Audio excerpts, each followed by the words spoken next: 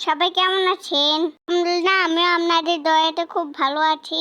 তারপর মাঝে একটা ছোট্ট একটা ব্লগ নিয়ে আপনাদের সাথে এসে বললাম।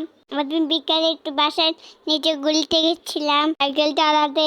আসলে মাঝে মাঝে বাইরে একটু ঘোরাফেরা করলে একটু ভালোই তো লাগে। মাঝে সবারই বাইরে একটু যাওয়া উচিত, এনজয় করা দরকার।